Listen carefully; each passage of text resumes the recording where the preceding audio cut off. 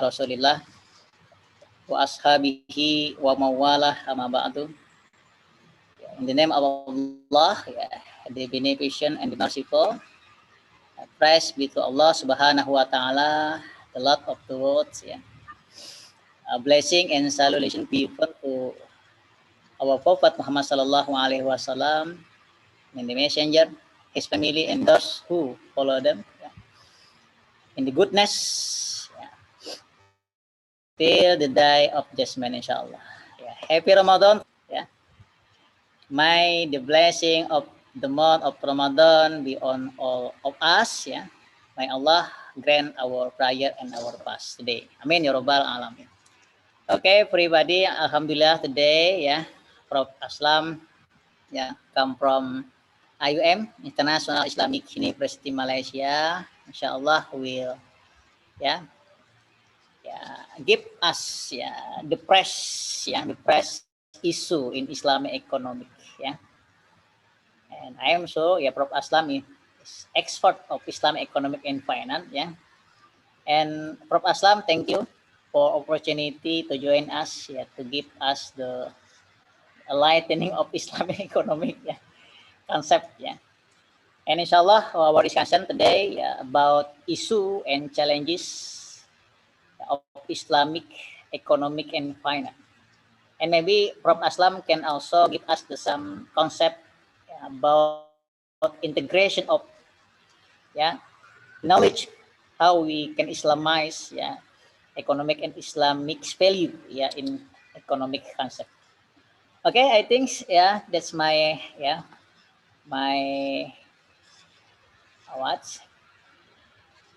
beginning. Okay, for our efficiency time, I give to Prof Aslam to give us the greatest some issue and the challenges of contemporary Islamic economic and finance for us. Okay, the time for you, Prof Aslam. Thank you very much, Brother Aif. Bismillahirrahmanirrahim. Alhamdulillahi Rabbil Alameen. Salatu wassalamu ala ashrafil anbiya'i wal mursalin wa ala alihi wa sahbihi ajma'in. Brother Aif, Brother Dr. Dimas, and students of the International Program on Islamic Economics and Finance at the University Mohamed, Jogja. Firstly, Alhamdulillah, all praise be to Allah that we are able to be together on the first day of Ramadan and to be given the opportunity to meet Ramadan this year. Sometimes we are not sure that we will meet the next Ramadan. So Alhamdulillah, we are here, at least in the beginning of Ramadan. We don't even know whether we will be here at the end of Ramadan, but this is a blessing given to us. Because this is Ramadan, and also because we have,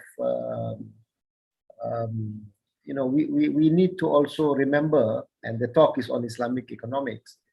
I would like to just tell everybody, if you don't know already, that in the last month or two, we have actually lost a few of our, you can call them pioneers of Islamic economics, people who have been very, very important in the development of Islamic economics over the last 50 years, maybe even more than 50 years in some cases. A couple of months ago, we lost Sheikh Saleh Kamil, who was the CEO of Dalla Barakah, a very big Islamic bank. But he himself is not only somebody in Islamic banking. He has been with the Islamic economic movement since the 1970s, Sheikh Saleh Kamil. And just, I think about just before the COVID, so it was at late 2019, he was in Kuala Lumpur. And despite being the chairman of Dalla Barakah, I remember he was saying that, we really have to improve our Islamic banking and finance. and he, wanted to develop new models of Islamic banking. So this is, alhamdulillah, great person who contributed. And then I think last month, another very important person, not so much in writing about Islamic economics or even in the practice, but he was very important in the management and administration of Islamic economics. I'm referring to the late almarhum Dr. Omar Zubair. If all of you are Islamic economics students, you would have, I'm sure, I hope your lecturers have told you about the first conference on Islamic economics that was held in Makkah in 1976. Dr. Omar Zubair at that time, was the rector of the King Abdul Aziz University. And it was basically with his leadership that conference was organized. And later on, many other conferences came after that. Yeah, so he was a very important person in the administration of Islamic economics. Sheikh Saleh Kamel was very important in the practical dimension in developing Islamic banking. And then just a couple of weeks ago, or was it last week, we had the sad news that Professor Muhammad Abdul Mannan, M.A. Mannan, passed away. Yeah. Professor Mannan, I'm very sure all of you in Indonesia, if you haven't heard the name, something is wrong with your lecturers. Yeah, so you need to ask your lecturers why they have not told you about M.A. Mannan. I think his book, Islamic Economics, Theory and Practice, is already been translated into Indonesian language. Yeah, so you definitely would have read his works. And he has been with Islamic economics since the late 1950s, yeah, when he first started writing. And so these are three names. I'm sure there may be many others, but these are three people: Sheikh Saleh Kamel, Dr. Omar Zubair, and also Professor Mannan. And of course, when I come to University Muhammadiyah Jogja, I also cannot forget to remind myself and also all of you of your own leader in Islamic economics, our marhum Dr. Mashudi Mukarrabin, who was very central in establishing the Islamic economics program there. And I think he was also the director of the program before this. So for all of these people, can I ask everybody, shall we recite and make sadaqah, Suratul Fatiha to all of them? Yeah, Auzubillah. أعوذ بالله من الشيطان الرجيم بسم الله الرحمن الرحيم الحمد لله رب العالمين الرحمن الرحيم إياك نعبد وإياك نستعين اهدنا الصراط المستقيم صراط الذين أنعمت عليهم غير المغضوب عليهم ولا الضالين آمين. All right, thank you very much. I have a screen to share, so I hope everybody will. Okay, are you able to see the screen? Yes, yeah? Okay. Not yet. Yeah, No? okay. Yeah. All right, these are just some thoughts. Sorry, just give me 1 minute. You know, when you do program online, sometimes you have to answer the door. You have to answer, all different things. So give me 10 seconds.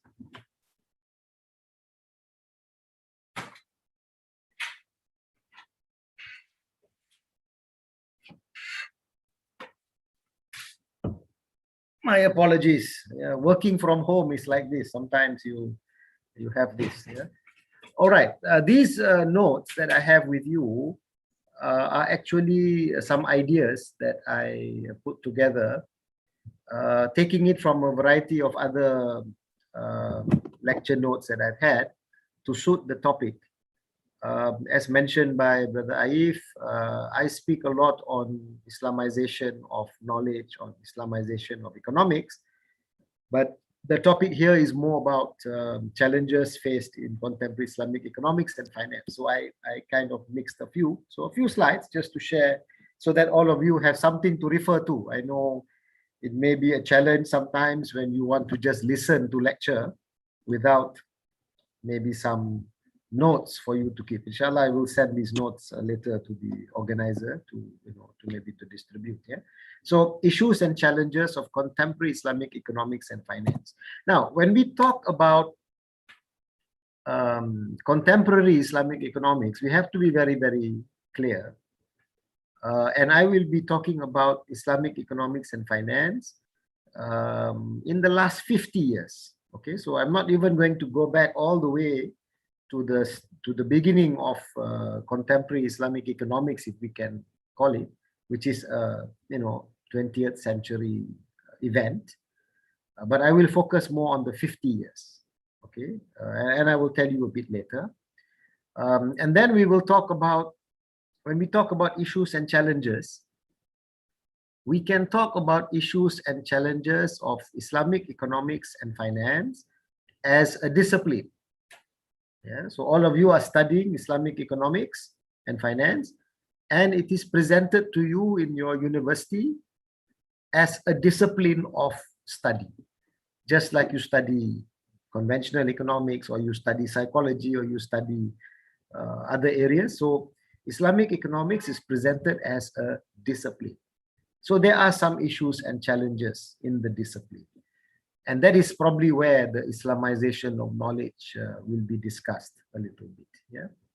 And then I talk about some issues and challenges in Islamic economics and finance as practice.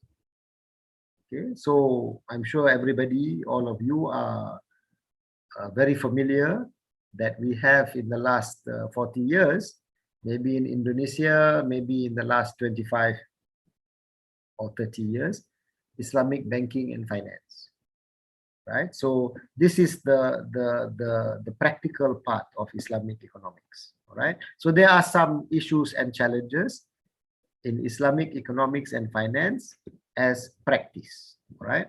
And then some concluding remarks. Yeah? So let me go to the first.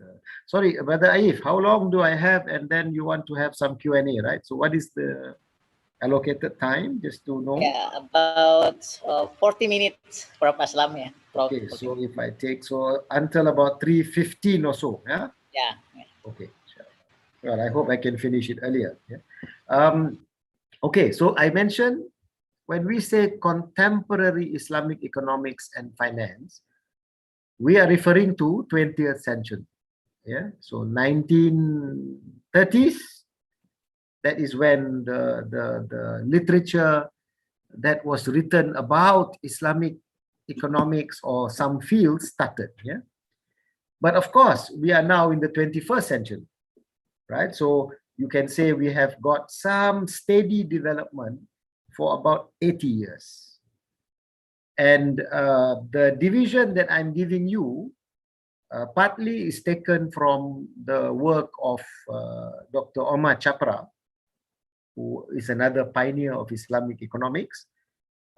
In his book, Towards a Just Monetary System.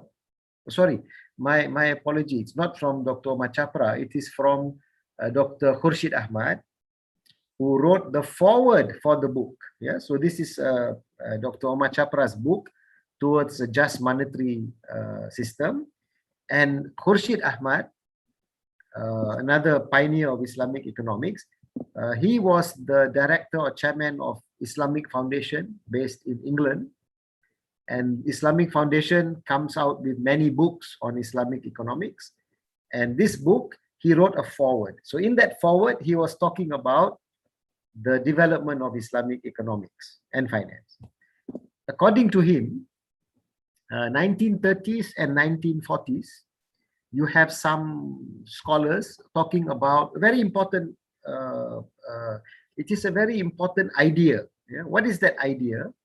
The idea is there are certain economic practices which the Muslim Ummah is going through, and they are in the beginning of their development. Yeah, maybe even before the independence.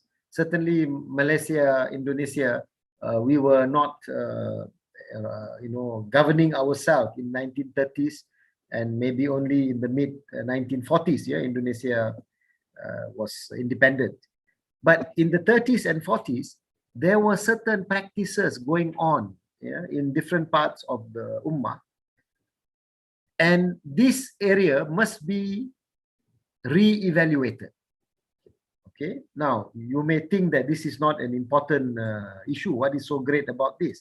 But you have to keep in mind, this is the time when the colonial powers were still in, in rule all over the world, right? And so for these scholars to actually argue that we have to re-evaluate, for example, if you have banks, we have to start questioning whether the banks are acceptable or not. Okay, so 1930s and 1940s, the consciousness and awareness of the need to change the practice to be in line with Islam. All right, and most of these scholars who were writing were the fuqaha, the jurists, yeah, the traditional Islamic scholars, and they played a very big important role to bring some awareness in the among the ummah, that we have to be thinking about critically evaluating some of those practices. In 1950s and 1960s, Khurshid Ahmad says that they developed more economic writings, yeah, but very general level. Okay, they built what is called the contours of Islamic economics. That means they give the shape, the general framework, okay, of Islamic economics. So we have people like Najatullah Siddiqui, M.A. Mannan, Omar Chapra. They were talking about, and the topics were very general. For example, some aspects of Islamic banking, yeah, or economic enterprise in Islam. Very general topics, all right? 1950s and 1960s. But the writings were becoming more economics rather than talking about fiqh, right? Now, the important period, or not the important period, but the period that I'm going to focus more is from the 1970s, all right? So 1970s, 1980s, 1990s, we saw more conceptual and theoretical works on Islamic economics. As I mentioned just now, in 1976, the first conference on Islamic economics was held in Makkah al-Mukarramah. For the first time, economists and fuqaha and Islamic scholars were brought together to talk about Islamic economics. Yeah, so it was the beginning of what we may call Islamic economics as a discipline. Yeah, this conference, very important conference. Yeah. At the same time, in the mid-70s, the first Islamic bank was established in Dubai. Right, and then in the 1980s, or maybe even in the late 70s, there may have been a bank in Pakistan, a bank in Sudan, yeah, and in Malaysia in 1983, yeah, Islamic Bank. So you started now having institutions being introduced in the Muslim countries, all right? At the same time, some countries were also trying to include Islamic reforms, all right? In Malaysia, besides Islamic Bank, there were also other Islamic reforms. For example, IIUM was established also in 1983, right? And then later on, we had the introduction of Takaful, right? The introduction of Islamic Unit Trust, and so on, yeah, many other reforms. So Islamic economics, not only as discipline, but also being put into practice, all right? More detailed Islamic economics and finance discourse. A lot of conferences, a lot of seminars, a lot of even countries introducing programs at universities started happening in the 1980s and 1990s. Okay. At the same time, the mainstream model of Islamic banking and finance was developed. And then we also had Islamic financial system. So in the case of Malaysia, by the end of 1990s, we had a parallel Islamic financial system together with conventional system. So in Malaysia, we have dual system. I'm assuming in Indonesia also there is dual system. Most countries, they have dual system. All right. Although some countries try to Islamize the entire system immediately, yeah, Pakistan, Iran, Sudan. But you find that, you know, this kind of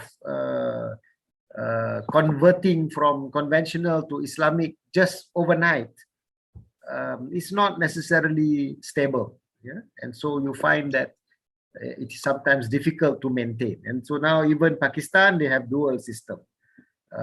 In Iran, they still say Islamic system, but maybe there are some issues. Yeah. Similarly with the Sudan, it's also dual system. Now, this is 70s, 80s, 90s. Okay. At the same time that we develop our Islamic economics as a discipline, at the same time that we introduce Islamic reforms, including Islamic banking and finance, there's also growing criticism about the direction that Islamic banks, for example, are taking. All right. So in the 2000 until now, for the last 20 years, I consider it as a period of re-evaluation. You will find there's a lot of articles, even our conference on Islamic economics, the series I mentioned to you, the first one from Makkah in 2021 in October. Indonesia will be the host of the what number is it? 13th International Conference on Islamic Economics and Finance. Yeah? 13, yeah? 13. Yeah? Will be organized October in Jakarta. All right. So this conference and the 12th, the 11th, and maybe the 10th, yeah, all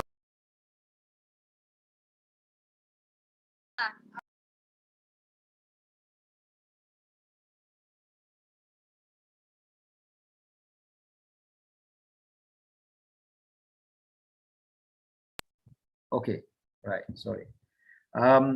So the last 4 or 5 conferences, there has been an attempt to critically evaluate the development of Islamic economics. Okay, so we have had 80 years of Islamic economics slowly developing. We have had 50 years of Islamic economics as a discipline. But in the last 20 years,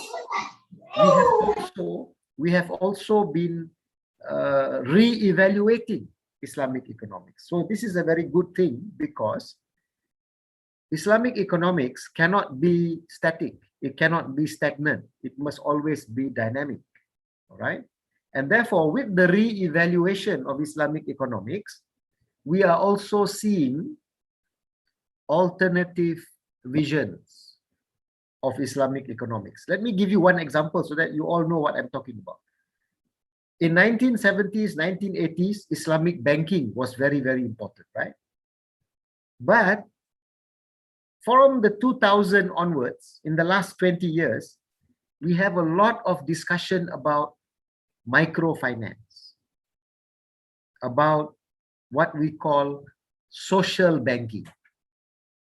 Okay, now this is a result of re-evaluation.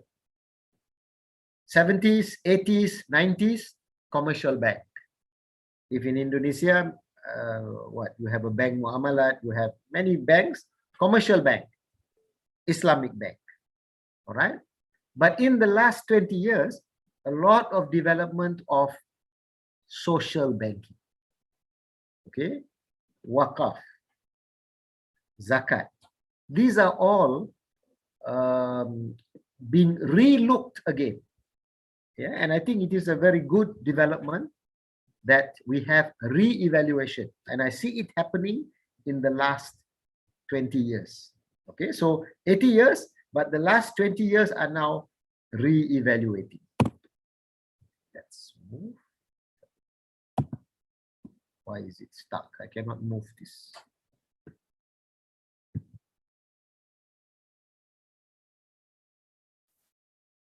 Okay, what will we talk about? Okay, contemporary Islamic economics and finance. As I told you, we are going to look at this contemporary Islamic economics and finance in two areas: Islamic economics and finance as a discipline, and Islamic economics and finance as practice. All right, and these are some of the things that I will be trying to focus. Let's look at the first, Islamic economics and finance as a discipline. All right. Now, when we are developing Islamic economics, and all of you are studying in University Mohamed, Jogja, you are taking courses in year 1, year 2, year 3, all the different courses.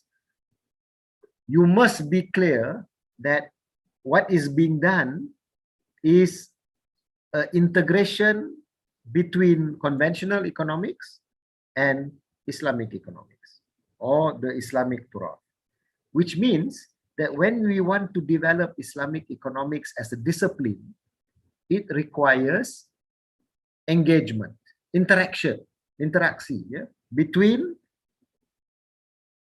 modern knowledge and the Islamic heritage. All right, this is what must be in the discipline.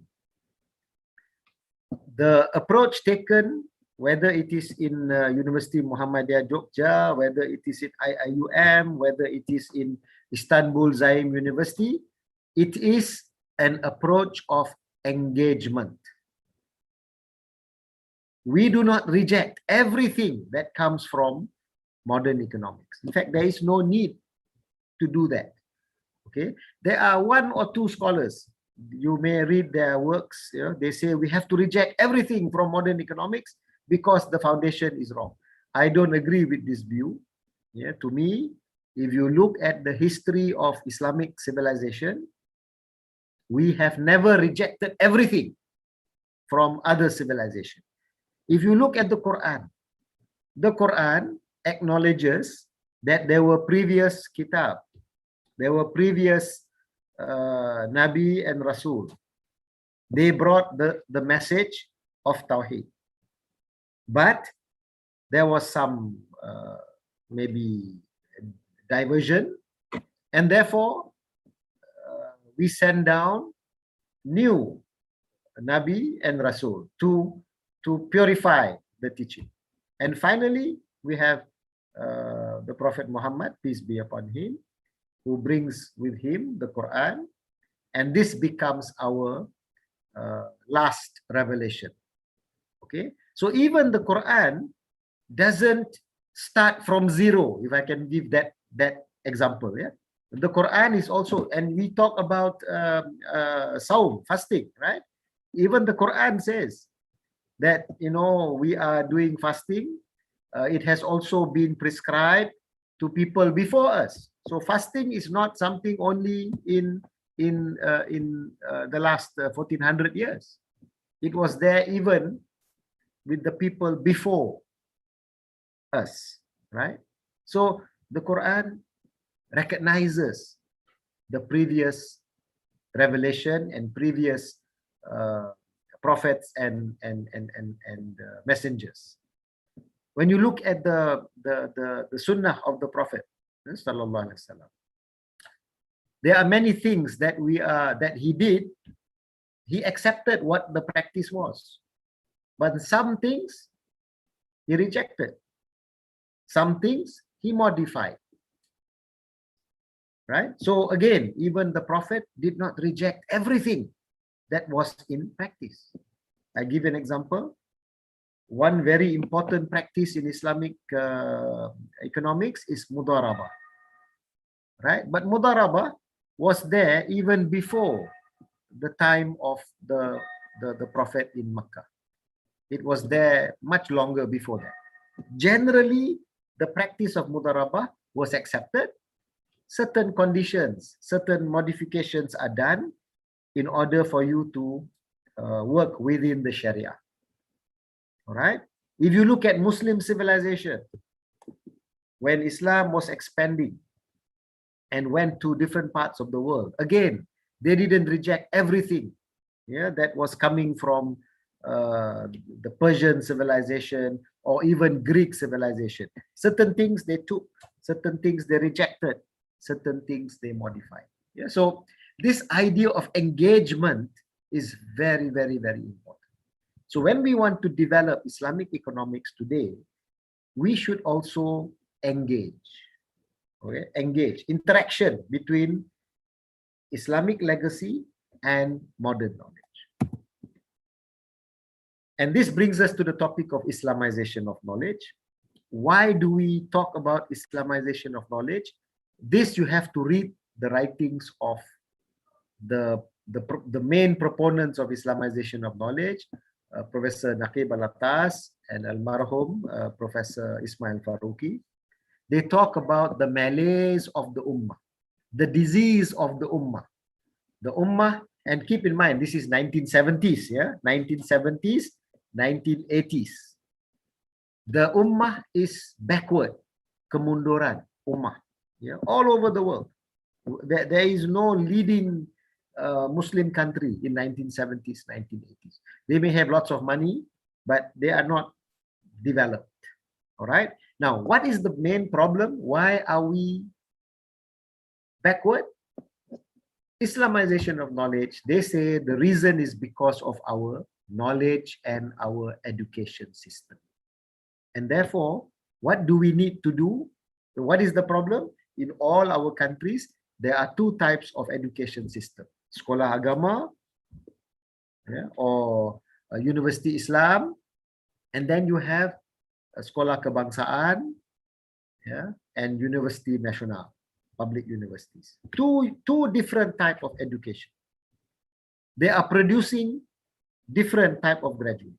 They teach different courses, right? This is the problem. In all Muslim countries, this is what you have. So what do you need to do?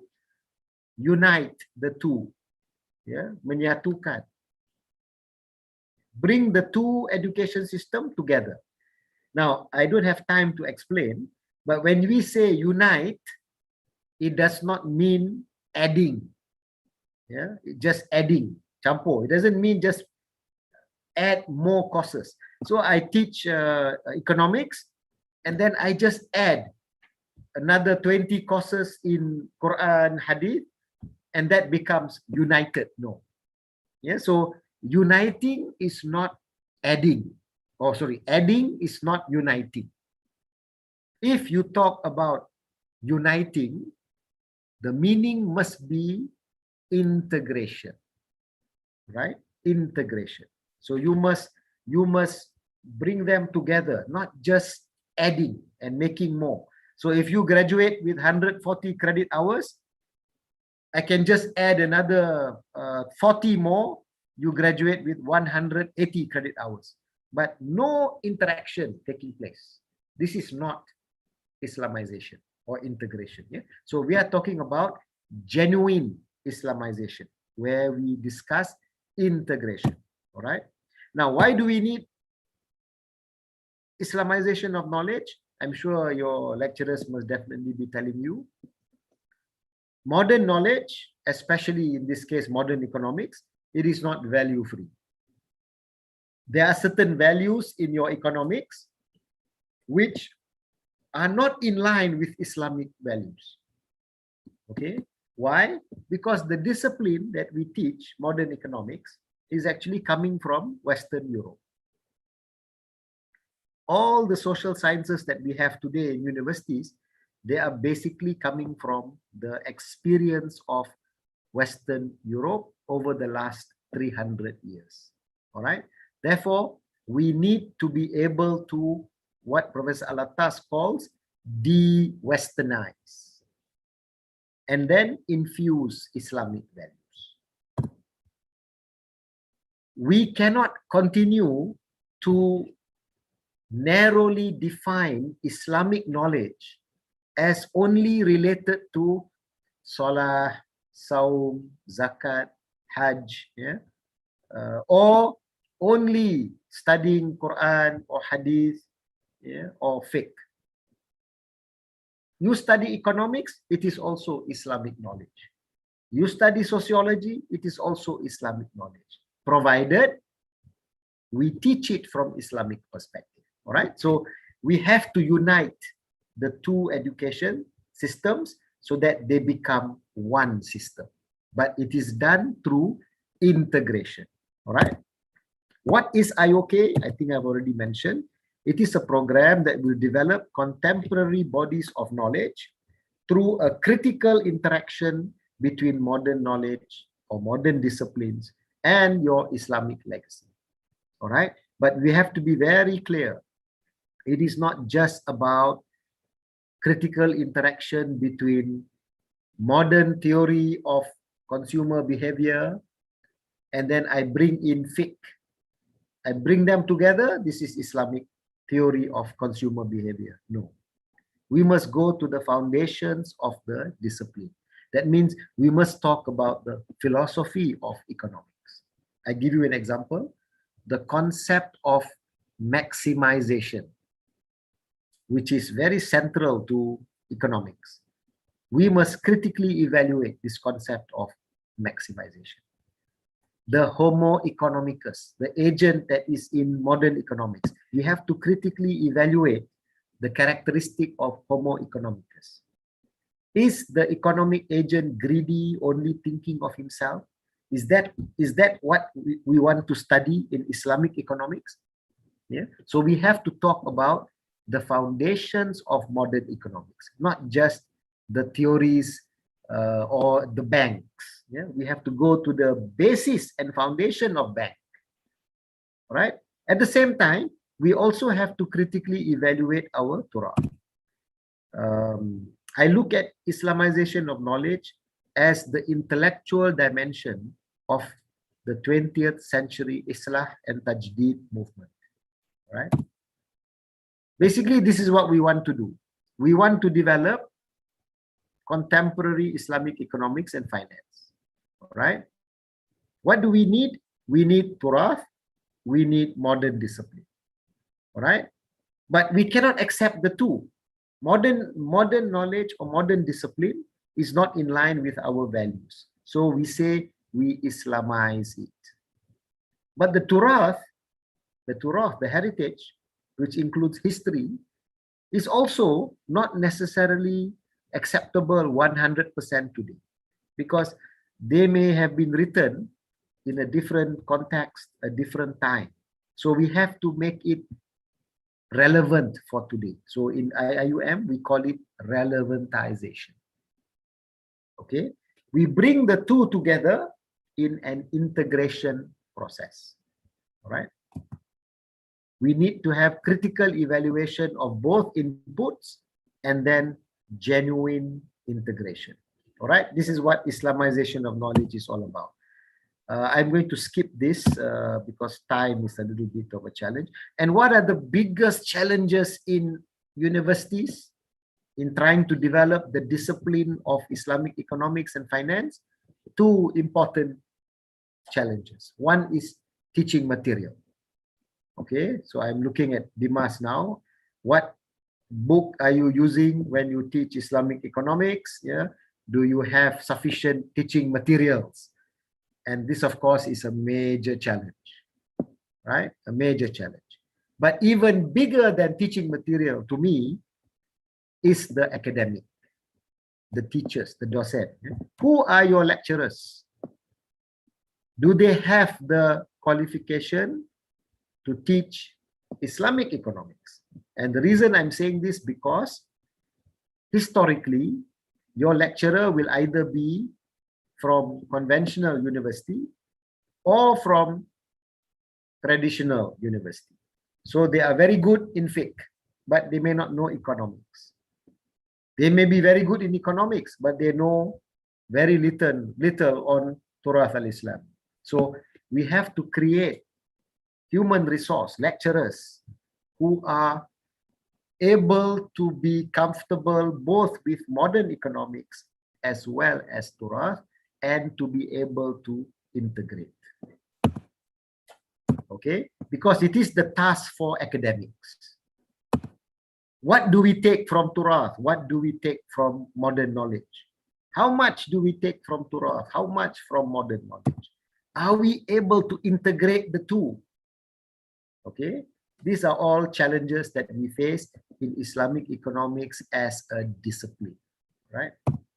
Now, let me go to the last second issue, which is issues and challenges of Islamic economics and finance as practice. All right. Now, what are the challenges here? Not only you want to learn Islamic economics, you want to practice it. All right. Therefore, a big challenge here is we need to transform theory into practice. All right. And in one of my papers, I have said we need to have the 3 Ps. Yeah, 3P. What is that 3 Ps? Firstly, political will. Now, when I say political will, I don't mean your political leaders. I don't mean your politician. Yeah? I mean your leadership. So even in University Muhammadiyah Jogja, you need the leadership that supports Islamic economics and finance development. I think in University Muhammadiyah Jogja, there is no problem because your leadership wants to promote Islamic economics and finance. But in many other universities, you will find the leadership is not supporting Islamic economics and finance, right? So you need political will. If you don't have that political will, very difficult for you to practice Islamic economics and finance. Second P, people. Not only the leaders, but you need the implementers. You need the scholars, you need the technician, you need the followers. Yeah, these are the people. So you have to create the people who will accept Islamic economics and finance as well. Thirdly, the policies. How to introduce Islamic economics. Now, in Indonesia, in Malaysia, we basically follow gradual approach. There is no sudden revolution. Yeah, we gradual approach, and I think this is very much in line with what the Quran is talking about. We are talking about doing da'wah bil hikmah, right, with wisdom, and it's very important because if you try to move too fast, you may not be able to sustain. Okay, so gradual approach. So you know better in Indonesia how your policies have been introduced. All right, very gradual. Secondly, Islamic economics and finance must solve the economic problems of the Ummah. Islamic economics is not only meant for the university, for the textbook, yeah, we teach it and then we are all very happy. It must solve the problems of the Ummah. So can I just ask now, just openly, tell me, student, just unmute. What are the economic problems of the Ummah? Can you name me one problem? Anyone? Poverty, sir. Poverty. Yes, poverty is a main problem in the Muslim Ummah. What else? Any other problem? Anyone? Besides poverty, what else? Economic problem? Unemployment. Unemployment. Somebody else was saying something else? The corruption. Corruption. Okay, maybe not economic, but yes, very much connected to economics. Yes. Yeah. What else? One more. Last one. Connected to poverty is also the problem of inequality. Right? Inequality. So unemployment, poverty, corruption, inequality. Right? The gap between rich and poor. Now, Islamic economics must solve those problems. If we don't solve the problems, then what is the use of Islamic economics? Yeah. If you go to the bank and you say that the role of the bank is to enable allocation of resources, this is the problem of the rich. Only the rich people go to the bank, right? But what about the problems of the Ummah as a whole? Poverty, inequality, corruption, unemployment, right? This Islamic economics must resolve. Okay, so this is one of the reasons why, as I mentioned, in the last 20 years, people have been re-evaluating Islamic economics. Because when they see Islamic banking, they say that Islamic banking is doing the same thing as conventional banks. Basically, it is an institution for people who have money. But in the Muslim Ummah, many people don't even have money in the first place. So why are you talking about allocating the money when they don't have money? So address poverty must also be there. All right. So we are now re-evaluating many of these things. We have to build models. We have to test the model, and then we have to get feedback. All right. I think I will ask you to read this on your own. There are some papers on this. But what I mean by this is the following. When you build your model, this model is built with reference to Quran, Sunnah, other sources of knowledge, as well as modern knowledge. We build a model. We test the model. Sometimes the test is empirical. All right. So you say, according to what you should do, people should behave like this, like this, like this. But when you test it empirically, you find that people are not behaving like your model. So what do? All right, you have to correct your model, but then you may also have to change the behavior of people. If people are consuming something which is haram, then you cannot correct your model anymore. It is something which is haram. So you have to change the behavior of people. So this is a very important part. Islamic economics in practice must also be a process of Islamizing individuals and society. The last point, when we want to implement Islamic economics and finance, we must realize that Islamic economics and finance is not only one view. I read the view of, let's say, Omar Chapra, and then I say, his is the only Islamic view. No, there are many different views. And sometimes there may be more than one which is valid, legitimate, and relevant. Why? Because the Sharia, especially when it is direct from the text, this is absolute. Riba is haram. Absolute. But then you have to interpret and apply. What is riba today? Okay, that is the challenge. And different scholars will have different opinions. We have to make sure that these different opinion is given place to be practiced. You cannot insist what is being practiced in Malaysia must also be practiced in Indonesia.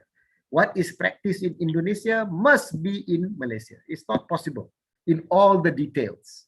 Okay, the Islamic economics in practice will consider the environment of the country. So not only we have text, we must also have context. And this requires ijtihad. Now, this is a topic of another discussion. What do we mean by ijtihad, etc.? So we may discuss this later. But these are the three problems. And as conclusion, Islamic economics, the 1970s onwards, is about 50 years old. It is still young. 50 years is a very young, discipline. Many challenges, but the central, to me, the central challenge of Islamic economics development is human resource. We have to develop the human being. Whether the human being is academician, whether the human being is bank manager, bank director, whether it is a minister, whether it is a Bank Indonesia official, we have to create the human resource. This is the biggest challenge to me. Secondly, we must keep in mind difference of opinion is natural. We must be able to deal with difference of opinion in order to find the best model. And thirdly, we need to re-evaluate our models and our practice so that they truly solve the problems of the Ummah. All right, I think with that, I stop here. I look forward to hearing your queries or question. Wallahu alam. I hand back to Aif. Yeah, okay. Thank you very much, Prof. Aslam, on your delivering material today. Yeah, very excellent. Yeah, okay. Very student, or maybe if you want to deliver the question to Prof. Aslam related to our material today about the history, maybe, yeah, from, yeah, 1970 years, like, yeah, Al Baroka institution, that the first, yeah, Islamic institution in the history of Islamic economic and finance, and also, yeah, the challenges, yeah, just now, yeah, Prof. Aslam explained to us about the biggest challenges for us is the human resources. Yeah, so if we want to, yeah, see the excellent Islam economic future, yeah, we have to, yeah, teach the student as good as possible with the teaching material. Yeah, isn't it, Prof. Aslam? Yeah. Yeah. Okay. Yeah, I invite, yeah, you maybe want to deliver the question to Prof. Aslam. We open Q&A session. Maybe, yeah, from Ricky or Salsabila, Binda, maybe I kept student. You can write your question in chat forum here if you cannot uh, open your camera. Yeah, or yeah. Okay, please.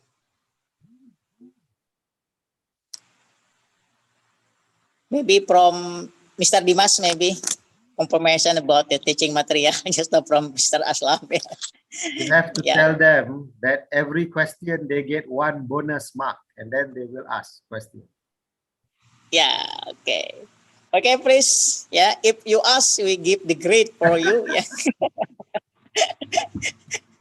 yeah, they will just grade. Yeah, bonus of Ramadan today. Yeah, Baif, may I ask? okay, please. IPF director. Yeah, our teacher. Yeah, expert teacher. Excellent lecture. Okay, please, Mr. Dimas. No, I just want to, yeah, for a long time, I don't have a direct conversation with my guru here, Prof. Aslam. I remember when I was studying in IUM 10 years ago, speaking to him about foundation of Islamic economics. Prof, just to asking a few things about the Islamization of knowledge that you have explained before. Yeah. As I remember when you were explaining in the class that Islamization of knowledge actually tries to combine between the two contemporary two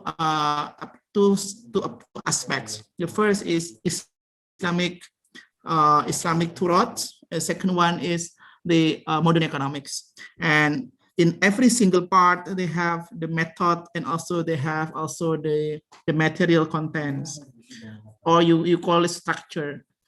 Whereby this if we want to combine these two things, the individual must have ability to integrate both things. In other words, we have to have knowledge that capable of digesting either Sharia and economics in one paradigm. So the question is, in the current situation, we know that the people is not coming from the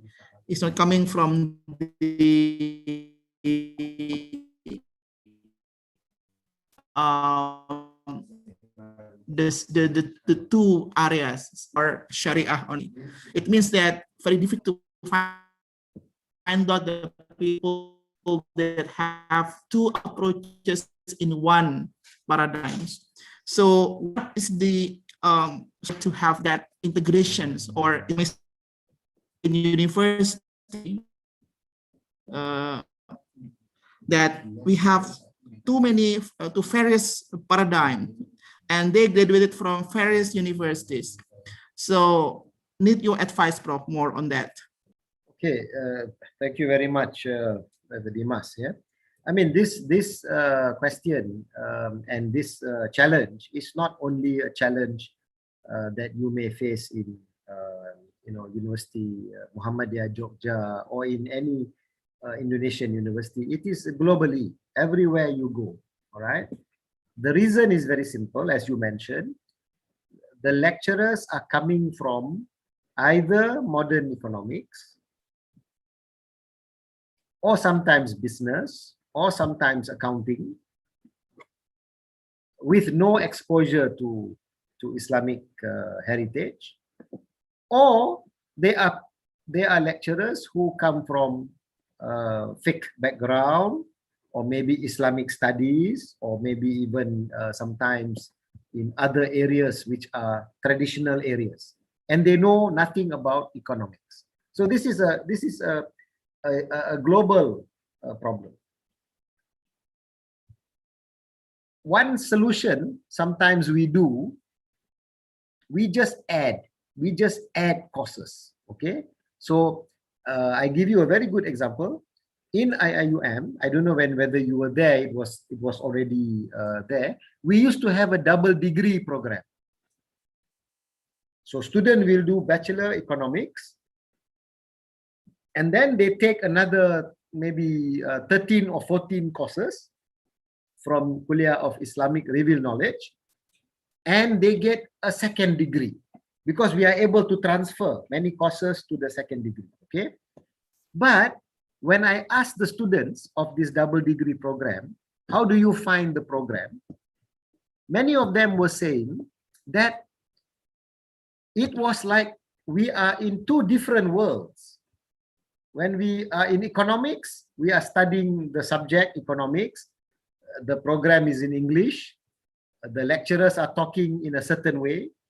But then when they go to the department of, let's say, Quran and Sunnah or Fiqh and Usul Fiqh, the courses are in Arabic.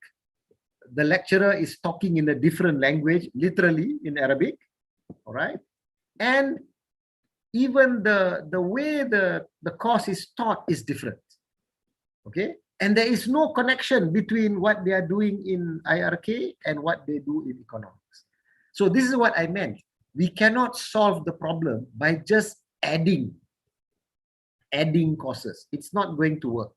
We must be able to integrate the subject matter. So when you are teaching, for example, economics, we must be able to connect it with the teachings in the Quran or in the Sunnah, or of the the heritage. We must be able to bring it into the course, not adding Fiqh 1, Fiqh 2, Fiqh 3, and all these courses sometimes are not actually directly connected to even contemporary issues. Sometimes, yeah, I'm not saying everywhere. People are still talking about fiqh problems of 600 years ago. Okay, so we have to integrate. So how do we integrate? There is no other way except that there must be specific training or further education program for lecturers. This is the only way, to me, until we start producing graduates who are themselves product of Islamic economics program proper.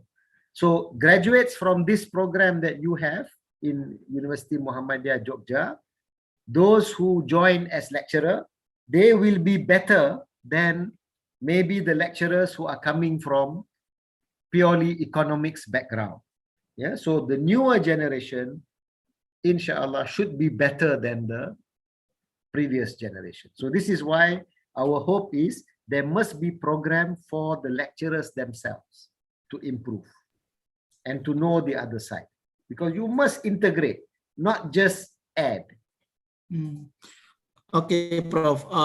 Just another question, Prof. By referring to the university, UIA or IUM right now, because we are from the same department, isn't it? Same Department of Economics. So along the way that you say that you have already seen in your departments in IUM, to what extent the spirit of integration, Prof, to what extent the spirit of integration or Islamization has been take place in the department, Prof, and how was the curriculum designed so far, so that you're saying just now about the curriculum and so forth, so that we can just get any best practice on that, Prof. Yeah. You see, very important question. I think very relevant. We get this a lot when we go and give our workshops in different universities. This goes back to the point of political will. Yeah, when I said political will, I said the leadership, not necessarily political leaders, but the leadership of your university. Now, IIUM, and I'm sure also University Muhammadiyah Jogja, it is part and parcel of our philosophy of education that we want to provide integrated knowledge, right? And if I understand correctly, especially in the case of University Muhammadiyah Jogja, you were one of the universities that took the IIUM model maybe the closest, in the sense of you call your degree economics, right? If I'm not mistaken. You don't say Islamic economics, am I right? Yeah, so your department is also Department of Economics. Whereas in many other universities, Yes, you have to have Department of Islamic Economics. Why? Because the university is, let's say, a public university. They already have Department of Economics, teaching economics. So if you want to have Islamic economics, they say you have to have Department of Islamic Economics. So from a leadership point of view, you need to have the support of the university to make the integrated process part and parcel of your university. It is not easy for a national university or public university to do that. But if your basis is there, Islamic integrated knowledge, you can do it. All right. Secondly, you must have in your faculty or your department certain guideline or certain what do you call it, policies, which make sure that every lecturer must include Islamic input into every course that they are teaching. Of course, there are some courses like business, economic, mathematics. Yeah, this may not be the same, but certainly for microeconomics, macroeconomics, there must be a policy that the course must have Islamic input. All right. And then you must be able to ensure that the Islamic input is given. So it's not just in the course outline, but it must be done in class. Yeah. So you need to check maybe the course outline. You need to check the exam question. Yeah.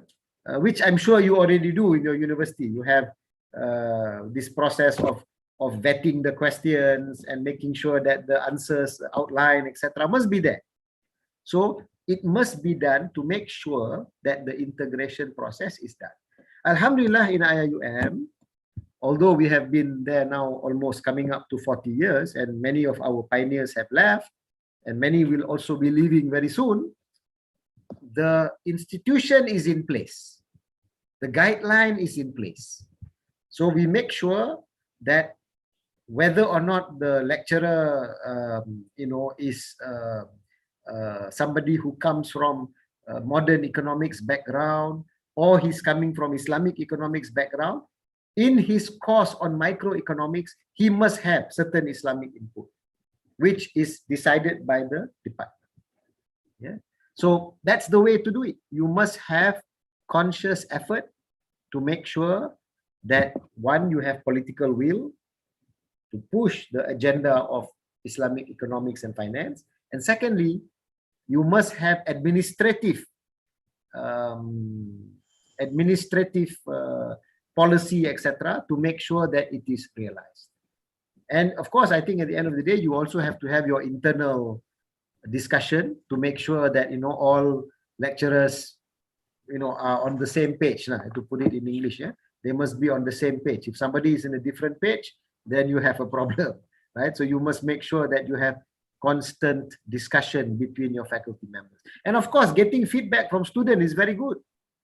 I hope University Muhammadiyah Jogja students are vocal and they are willing to voice their opinion about the strengths, maybe the shortcomings, yeah, how you can improve your program.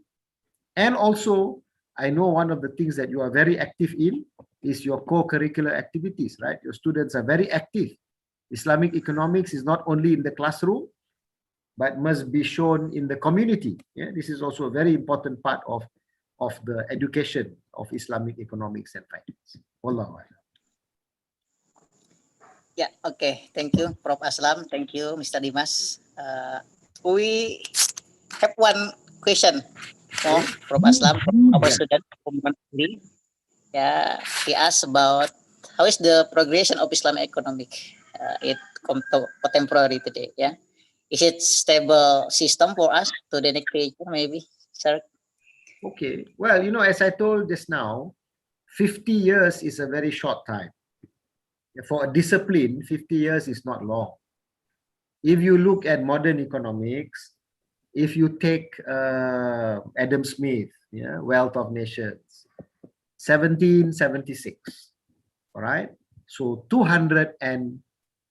almost 250 years. Islamic economics, if we take 1976, 50 years, all right?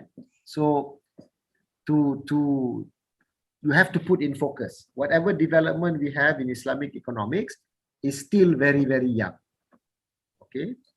Having said that, we don't have to wait for 250 years because we are learning from our previous generation. So we don't have to wait for 250 years to do the same thing, right? We can do much faster. All right. What is the situation of Islamic economics today? I'm very confident, especially when I look at Indonesia. I'm very happy to see not only the interest among universities, but also in the population, in the people. And demand is the best way to make sure that there is more and more activity. Right? So if there is a demand from society for Islamic economics, then the Islamic economics will be developed. Okay. Of course, if there is no demand, then it is the political will that must create the demand. Yeah. So in Malaysia, we had a lot of political will in the 1980s to push Islamic agenda. Right? I think in Indonesia now, you have that political will. Yeah. So what will be the progression of Islamic economics? I think a lot depends on whether or not society is ready and demanding for Islamic economics. And the way to do it is to make sure that Islamic economics provides solution, real solution. So if you have poverty problem, you have inequality problem, you have unemployment problem, Islamic economics needs to solve the problem. Now, corruption, of course, I don't say Islamic economic because corruption is not only economic duty, it is political duty, legal duty, yeah, sociology duty. So it is a much bigger problem, yeah, than economics only. So we must be able to prove that Islamic economics works. And if we can show it works, people will demand.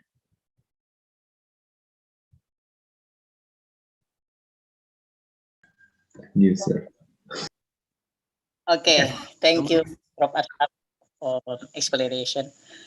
Okay, yeah, I think our time is very limited, Prof. Aslam and student all. Yeah, thank you very much, Prof. Aslam. Yeah, we can take more listen from your explanation related to Islamic Brother economic. Aif, just to unless it goes against your policy, I'm also open if anybody wants to ask question in Indonesian language.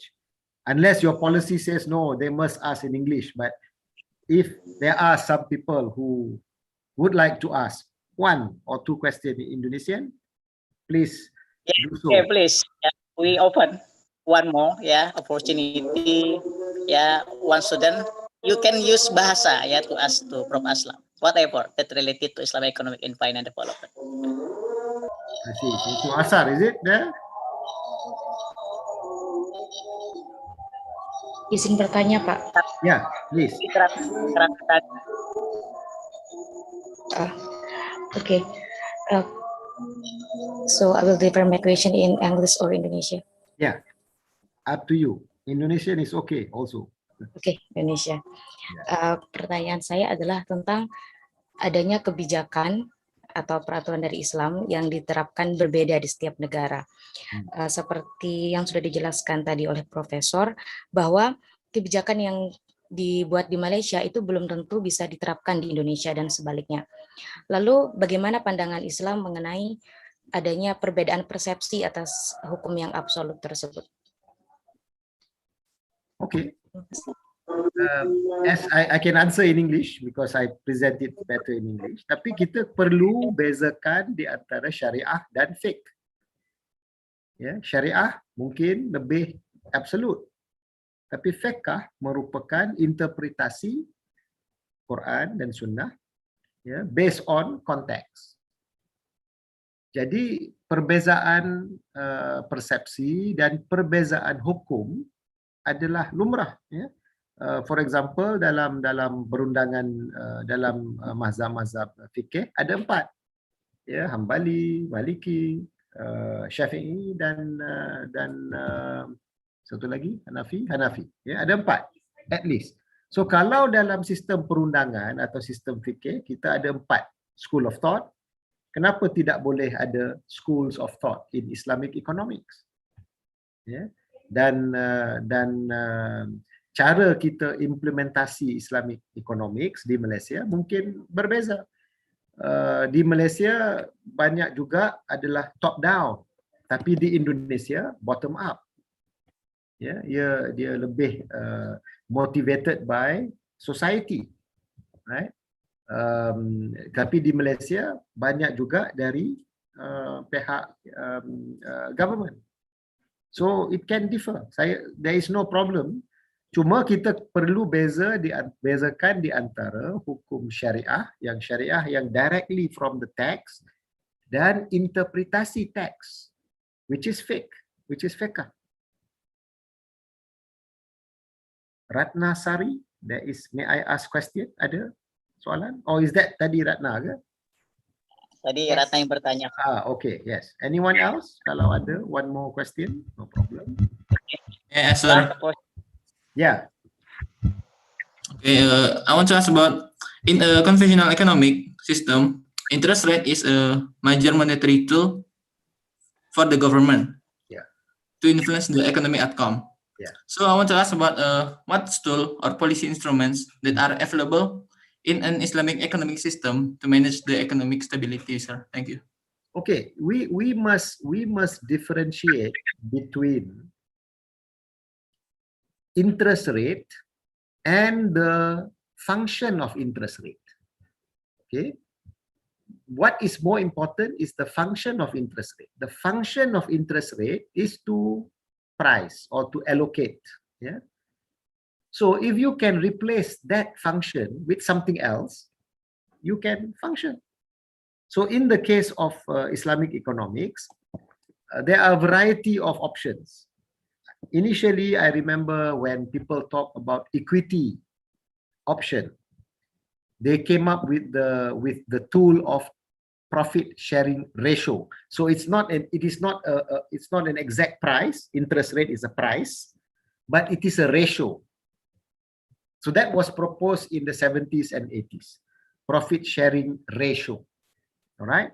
But as Islamic economic developed and we have the mainstream, you can say mainstream Islamic banking, what happened? They talk about profit rate, not profit sharing ratio. So they are giving another item called profit rate. Okay, so whether it is profit rate, whether it is profit sharing ratio, the function is the same as the function of interest rate. That is to price capital. So if you can have something else besides interest to play the role of allocating resources, the system can work. And there are many works already. You can read the works of Prof.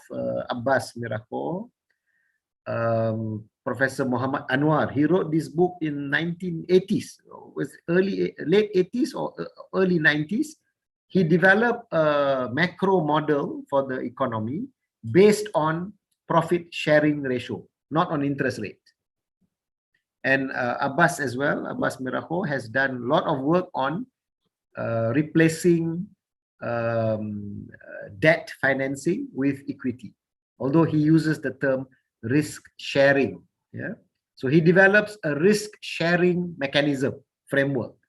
So you can read their works. You just want to replace the function of interest. So when sometimes conventional economists, they say, how can you talk about interest? The interest is what runs the system. Yeah, it is the function of interest, not interest. Yeah, the function of interest. Okay, thank you, Prof. Okay, thank you, Dimas Ragita, on your question, to Prof. Aslam. Okay, I think that's all our lecturing today. Yeah, thank you, Prof. Aslam. If I conclude our lecturing today, the conclusion is we must reevaluate Islamic economic and finance strategy. Yeah, I write just now. Yeah, the sentence that's very important. Yeah, for me, and I think so for us. Yeah, that Islamic economic cannot be stagnant. Yeah, Islamic economic must be dynamic. As we know in Islamic perspective, also we can get in usul fikih al-ahkam tatagoyar bitagayuri al-azminah wal amkinah wal adat wa niyat. The law, Islamic law, must be changed, based on the situation. However, also the Islamic economic and finance, because Islamic economic and finance based on the behavior, our behavior of human being. That's why Islamic economic must be dynamic. And how we develop, we can just now based on Prof. Aslam engagement concept or interaction between Turats, or the original Islamic teaching to the modern, economic. We can engage, and also Islam teach us, Islam never reject everything, but Islam also, interact, to the reality, to the phenomenon.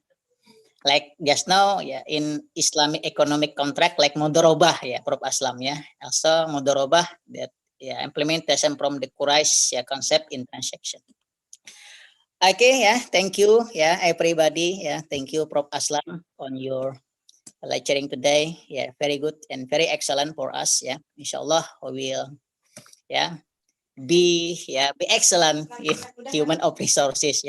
Because the key of developing of Islam economic and finance is just now, based on Prof. Aslam, is human resources. Like in Al-Qasas, 77, wabtagi fima ataqullah darul akhirah wala tansa nasibaka minad dunya. We have to master not only the science based on the dunyawi, but also the ukhrawi and dunyawi. We have to master them.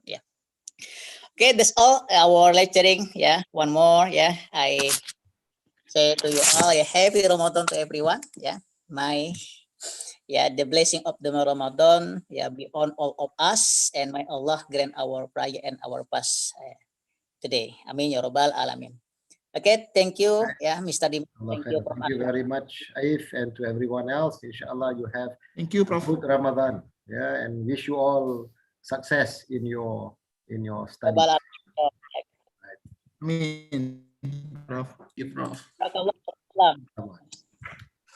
Assalamualaikum, Prof. warahmatullah.